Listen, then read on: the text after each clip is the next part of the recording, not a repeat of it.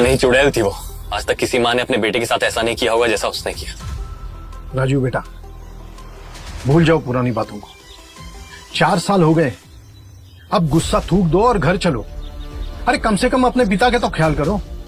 क्या भूल जाऊं मैं? हाँ, जिसे मैं मां समझता था उसने कैसे मेरे हाथों एक मासूम की जिंदगी बर्बाद करवाई?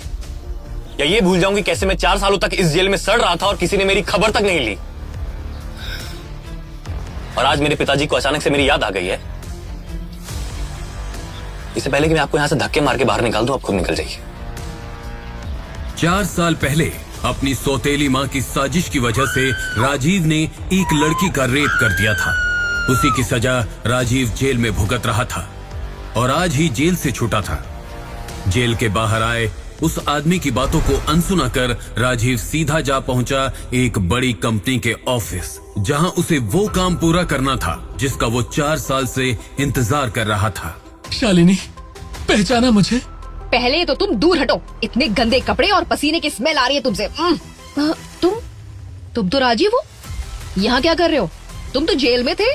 जेल से छूटकर यहाँ नौकरी मांगने आए हो तो कान खोलकर सुन लो, तुम्हें मेरी कंपनी में तो क्या पूरे शहर में नौकरी नहीं मिलेगी। मैं नौकरी के लिए नहीं, मैं तो तुमसे शादी की बात करने आया था। शालिनी की बात पूरी होती कि तभी वहां एक आलीशान लिमोजिन आई और उसमें से ब्लैक सूट पहने एक बेहद अमीर और हैंडसम लड़का निकला। उसे देखते ही शालिनी उसके गले लग गई और राजीव के सामने ही उस लड़के को किस करने लगी। अरे अरे बेबी, क्या हो गया है? इतनी वाइल्ड क्यों हो रही हो? कहीं तुम्हें पता तो नहीं चल गया कि मैं तुम्हारे लिए ब्लैक डायमंड की रिंग लाया? ब्लैक डायमंड रिंग का नाम सुनते ही शालिनी की आंखें चमक गई और उसने राजीव की तरफ देखकर कहा, राजीव, तुम्हारी 7 पुश्ते भी मिलकर इस रिंग को नहीं खरीद सकती और तुम मुझसे शादी करना चाहते हो। मेरी सगाई रोहन के साथ हो चुकी है।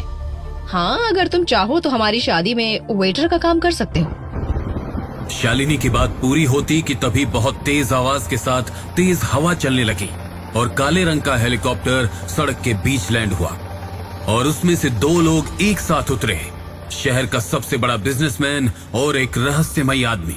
उस रहस्यमयी आदमी ने राजीव को सैल्यूट मारकर कहा, राजीव सर, आपको हमारे साथ अभी चलना होगा। एक इमरजेंसी है जो बस आप ही सॉल्व कर सकते हैं। कौन है राजीव? क्या है उसकी असलियत? शहर का सबसे बड़ा बिजनेसमैन और वो रहस्यमयी आदमी जेल से छूटे कैदी से मदद क्यों मांग रहे थे? राजीव की सौतेली मां ने क्यों राजीव से एक मासूम लड़की का रेप करवाया? क्या होगा इस कहानी में आगे? जानने के लिए अभी डाउनलोड करें कुको FM ऐप बिल्कुल फ्री और सुनिए हिडन CEO।